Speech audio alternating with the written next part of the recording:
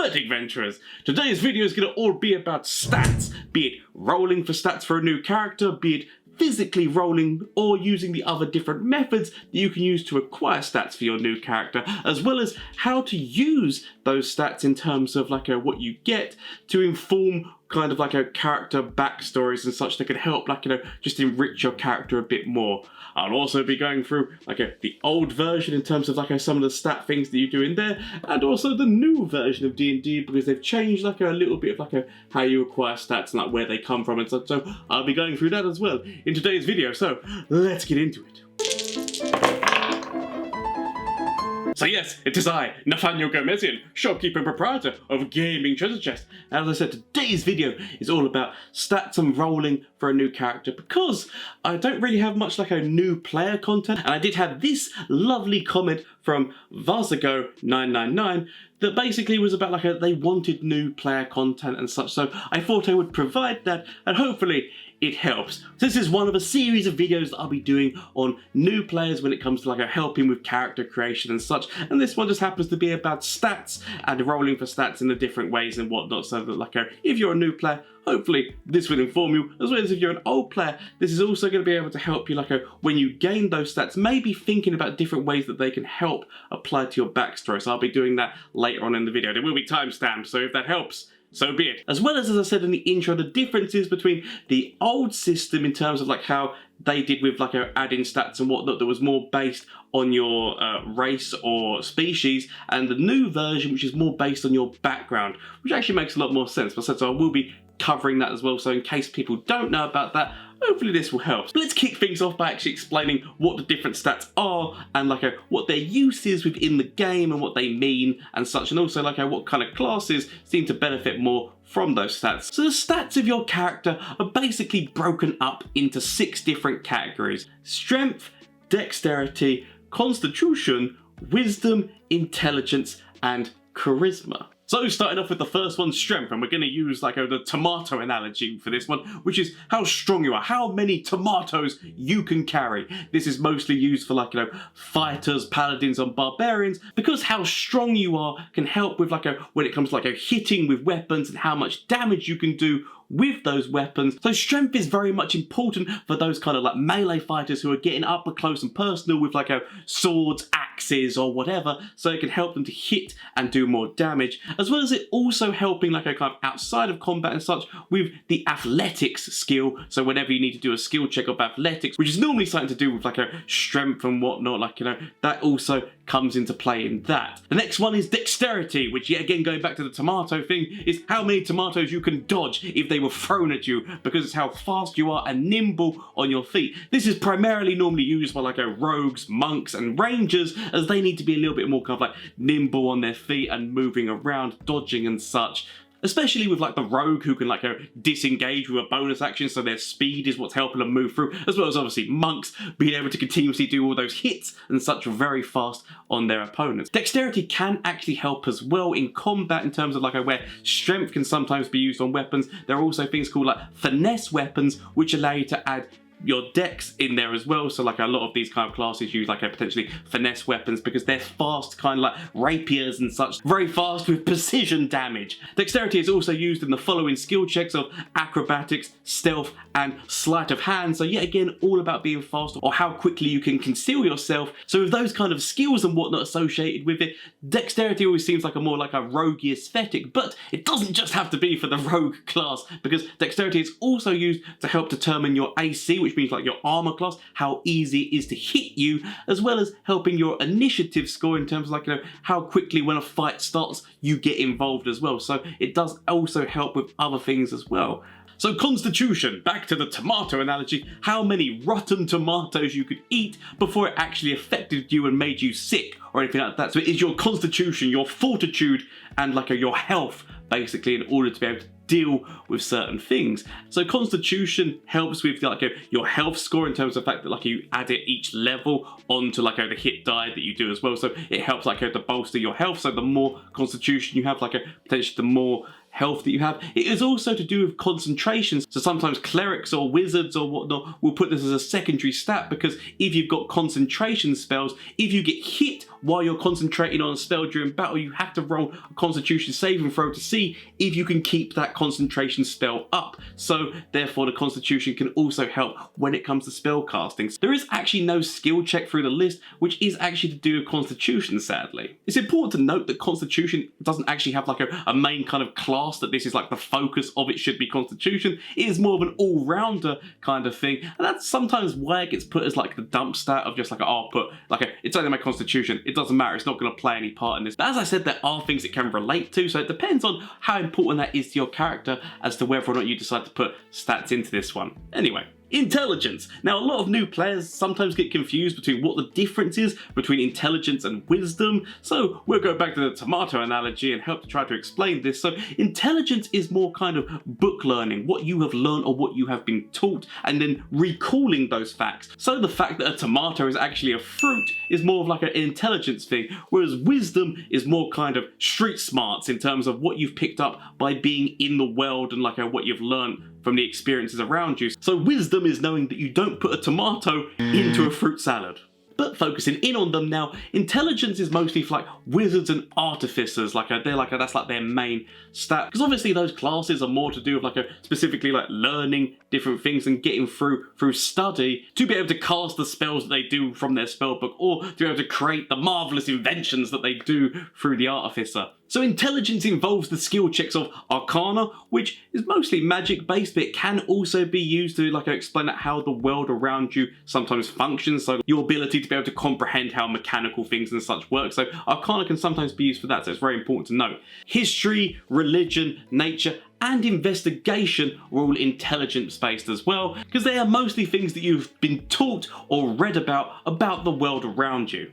Whereas wisdom is more clerics and druids, and as I said, it's about the kind of street smarts of knowing the world around you. So the skill checks which are related to it are animal handling, understanding an animal, like maybe if it's like raged up or something like that, and like being able to know how to potentially coax it down and make it more calmer and such. Insight, which is your ability to be able to tell whether or not somebody is telling you the truth or lying to you, which through your street smarts and growing up talking to people and such, that is what helps you be able to understand whether or not somebody is being truthful or being very deceptive. Medicine, being able to see wounds and whatnot and potentially be able to understand what it is that's caused them or how to help treat such things, as well as maybe helping to stabilize somebody if they've gone down in combat. Perception, your ability to be able to see the world around you and if there's something which doesn't seem right, as well as obviously a perception is not only through visual but through hearing and smell and such as well, so that's something to bear in mind. As well as survival, your ability to understand how to survive through different things, maybe sometimes gets used for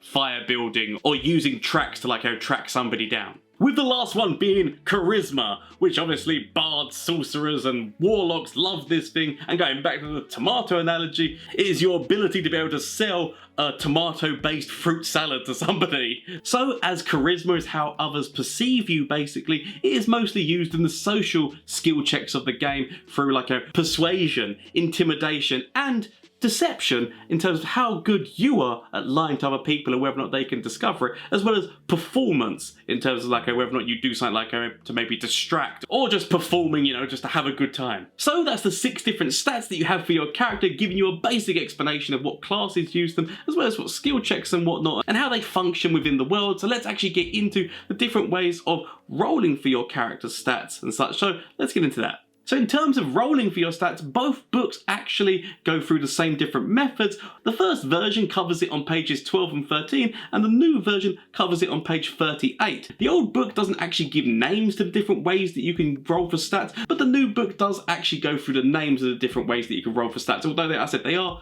exactly the same. Now the system that you use to determine your character's stats will mostly come down to what your DM decides. So obviously when you come to your session 0, the DM will say, okay, right, this is the system which we're going to use. Now admittedly you as players can suggest other systems and see what the DM says, but at the end of the day, it does come down to how the DM wants to run their game. So we'll go through the different options, but as I said, it will ultimately come down to what your DM wants to choose. But this is just explaining these things to you so that you understand what the different kind of ways are. So the first system is standard array. And standard array is basically fixed numbers. These are the numbers that all of the players will have to distribute how they choose on their player between the different stats. So the numbers of standard array normally are 15, 14, 13, 12, 10 and 8. To help you understand what these numbers actually mean for your character and their abilities, basically every number which is past 10, you take the other number which is on there and half it, and that's basically the bonus which is given. So if it's 11, there's no bonus because you half the 1, it goes down to nothing, whereas the 12 halves down to 1, which means that that's an extra +1 to whatever the skill is, with the last one being 15, which when you half, like a basic is you never do like a 0.5, so it goes to 2, so it's a +2. But with that 15, depending on what kind of race or species, if you're using the old system, or background if you're using the new system that you use, you can bump that up to potentially a 16, so you get a +3. But as I said, that is for numbers which are 10 plus. Any numbers which are beneath 10, then you start to get into minuses, which I said, if you've got a 9 or an 8, then that's -1, a 7 or a 6, that's -2, and so forth going down. So the lower that you roll obviously can affect your character, because it's then meaning that as you're rolling the d20, you're then minusing that from there. So minuses can be something which could potentially affect your character, and considering the fact with standard array an 8 is on there, which is a -1, like something to think about. As your character levels up, you do have the opportunity of potentially being able to add more to those stats, so you can bump up that scores in those ways, as well as there's some items that can help bump up some of those scores. But traditionally the scores on your page will only max out at 20, meaning that that's a +5 to whatever it is that you're doing. But sometimes there are items and such that can take you past that point, but in terms of what's on your sheet, mostly 20 is the max. The good side about standard array is that all of the players have the exact same numbers, so they distribute them how they want. So each player, depending on what like a class they are and whatnot, potentially has like different strengths and weaknesses, which means that like the group is cohesive, and that some people are going to be good at some things and some people are not going to be so good at some things. So you have to basically work together as a team to be able to make a cohesive, glorious group to go into the campaign with, which is what you guys can discuss during session 0. Now, I'm not saying that you have to do this, and in fact it can be fun not to do this. You can just have it that you just got a whole party of wizards or a whole party of rogues if you want to do that.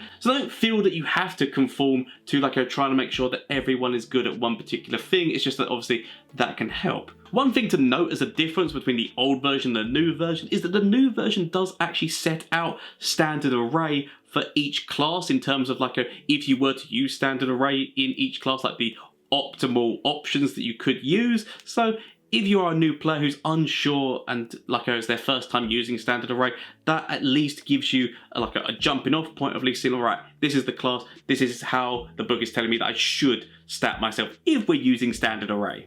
Whereas the old version doesn't have that, so the new book is just trying to help out new players just that little bit more. But as I was saying, the good thing with standard array is that everyone's got the same numbers, so nobody feels somebody's better than the other person kind of thing. Which takes us into the second option, which is randomly generated, where you roll for those stats, which most of the time people love the thrill of rolling for stats to see how it goes down. So this is mostly done by rolling 4d6 and deducting the lowest.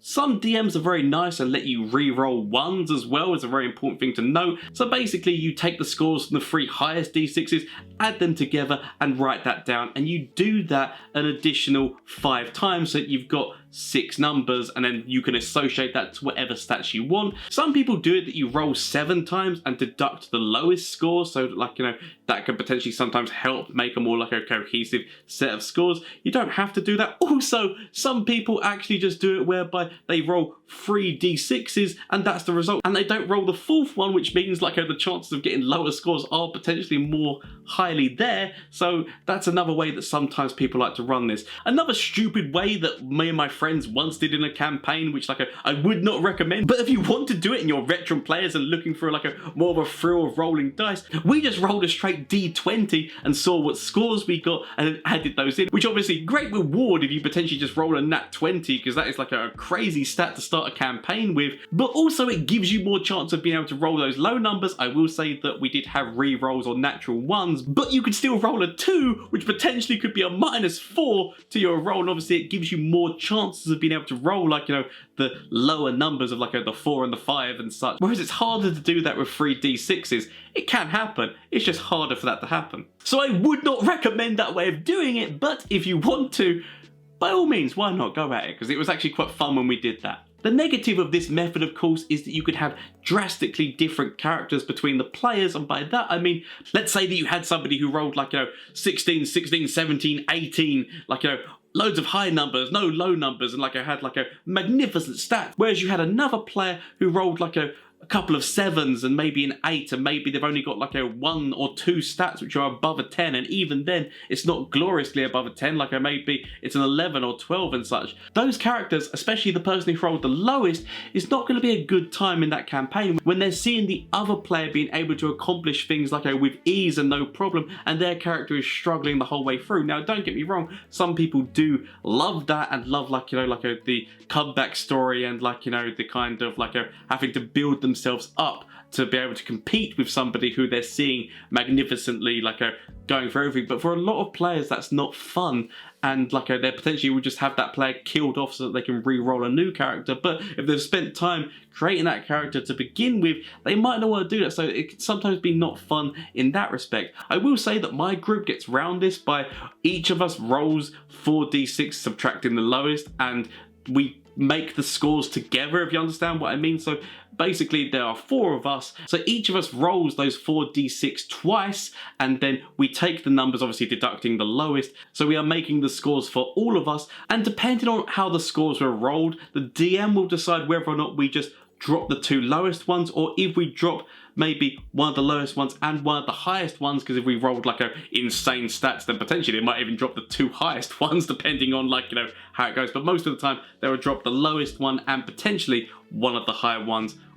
or as I said, the 2 lowest ones, depending on how the rolls were, because our group does actually like to have like our characters having like somewhat of a bad stat, just because we like that character wise. I do know this is like down to different people and the way that they like playing, because there are people who like to maximize their character to make them the best possible character that they can, and so they hate low rolls and they hate having minuses. But I said for me personally, I like that because it makes that character a little bit more interesting. So that's randomly generated stats, but as I said, that last option of being able to to share those stats between each other still gives you the thrill of being able to roll, but at the same time it means that everyone's still on a level playing field. As I said, you don't have to do that, and you can just do it where it's just completely randomly generated and see what the players get, but as I said, just makes it a little bit more fun sometimes for the players. Anyway, the last option that the book gives you for determining your stats is point buy. Point buy basically is that each player starts off with 27 points, and they can use those 27 points to basically decide what scores they want to buy, because each different score's got a different value, and then they can assign that to the abilities. So for example, if you look in the book here, if you want an ability score of 14, it will cost you 7 points out of the 27. Now the way that point buy works is that you can't go below 8 points for a stat, and you can't go above 15 points. Me personally, if I do point buy, I like to allow people to go down to 7 and up to 16, but that's just because I like having the minus points a little bit more, as I've discussed previously. But you don't have to do that. Obviously, you can just stick by what is in the book and the different costs that it have there. But as long as they use those points and are within the 27 point limit in terms of for what they choose, it's all good. So another thing to note when it came to the old version and the new version of the rule set was that in the old version, it was your race that determined the different bonuses when it came to your stats. So for example, dwarves got a +2 in constitution, elves got a +2 in dexterity, and so on and so forth. So your race was actually massively dependent on what your class would potentially be, because you would try to match them up with the key points of that. Whereas in the new version, which I like a lot more, is that the pluses are actually attributed to your backgrounds, and what background you choose, you actually choose whether or not to do like a +2 in certain abilities or +1 and +1 in 2 of them, because it basically gives you like 3 different options of which stats you want to increase. And like I said, you can choose, as I said, to go 2 all in on one of them or 1 point into each of them, which I think is just better because obviously your background depends on what you've done as a character, and therefore that is what should increase those scores rather than what race you are, because then it just meant that there was less anyone could be anything kind of thing in the old version kind of thing, whereas you get more chance of that in the new version. I'm not going to go into each of them individually because there's so many different backgrounds in the new version, but it just gives you so many more fun different options. So now that you've rolled those stats and added on the additionals depending on what kind of background you've decided to give them, or race or species you've given them if you're using the old version, you have those stats of what that character is. And so now that you have those, it's time to come up with the explanation as to why those are the way that they are. Now obviously I said depending on your class depends on what you've put as your primary one, and you can explain that yet again through your background. So if you've gone for a fighter kind of thing, you've put strength in there, there may be again obviously their background can explain certain things as well, but what have they done that's made them so strong? Have they been working in the mines continuously? Been doing a lot of heavy lifting, going down to the gym? Have they just been a very hard worker, working the fields, as I said, or mining and such, to be able to build those things? So they've got that in their background that informs them that that's where they've come from, where they may be a soldier in the army and such. But as I said, that's just for strength. Dexterity, were they on the streets, having to be quick with their hands and whatnot, stealing, again this is going more if you're going to be a rogue kind of thing, but stealing things with that sleight of hand, or even not even that, just a card shark kind of thing, swapping cards around and that, through fast and nimble agile movements, as well as obviously training at a monastery, if you're a monk kind of thing, doing different speed training and such, that's what's helped build up your dexterity. Constitution, if your character's got a really good constitution, how have they helped get their health to such a good point? Have they basically been looking after their body really well? Have they been putting their body through different stress kind of things, by eating hot chilies, or because they've come from quite a poor background, maybe your character's been eating rats and such like that, so their character has had to adapt their constitution to be able to deal with eating not so pleasant things and such, so that can help inform them as well if they've got quite a poor background as opposed to a rich background. Has your character been hitting the books pushing too many pencils, as Arnie would say in Predator? It's a terrible Arnie impression, I do apologise, but basically have they been spending most of their life studying indoors, and that's why they don't have so much potentially physical strength or something, because they've been spending most of their time just going through books? Or if you've given your character a high intelligence and also high strength, is it because they've been lifting the books in terms of all these heavy tomes and volumes, and they've been building themselves up while they've been reading and stuff?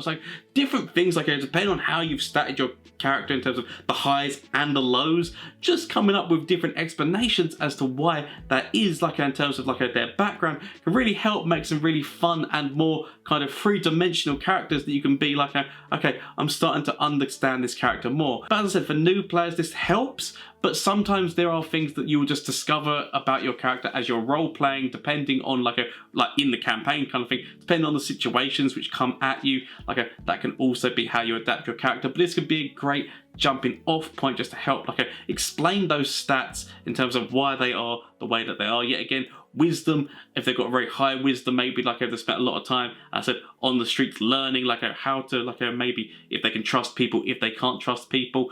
If they've got a very low wisdom, then maybe they just haven't spent too much time socializing or out there actually in the real world to experience it, to understand survival and such that, because they've been a more sheltered lifestyle, but they've decided to go out and venture into the world. And obviously charisma, how social they've been, in terms of have they been more out there presenting themselves to the world, or have they been more kind of sheltered and wanting to stay away from everyone? So those kind of things, I said yet again, can just help wrap it all together to be able to give you a jumping off point. And yeah, again, for bad strength and such, they haven't been going to the gym and whatnot, they've been weak because maybe they've been malnourished and such like that. So I said there are ways that you can go with all the different stats to be able to make them how your character is like a rounded into a more three-dimensional thing to help with that jumping off point when you're starting a new campaign. I hope this information has helped in terms of the different methods of getting stats and such for your characters. And I will be making more content for like a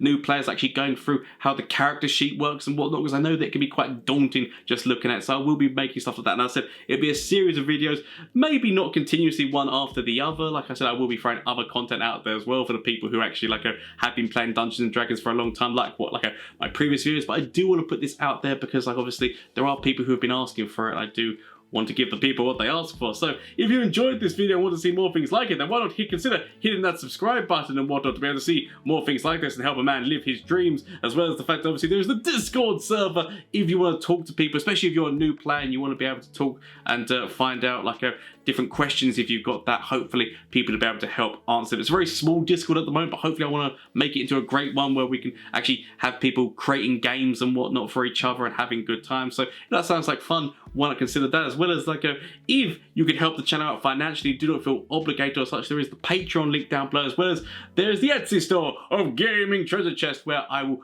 3D print and send things to you. Obviously, Christmas coming up and whatnot, if you've got gift ideas and such, this would be a great little thing that you can do, because I said these are all things that I've designed myself, 3D printed things that hold dice, can roll dice and whatnot. So they're all D&D themed. So if that sounds like fun, why not consider checking that out? But do not feel forced. Those are your options. Thank you so much for watching. I hope you had a great time. And until next time, goodbye.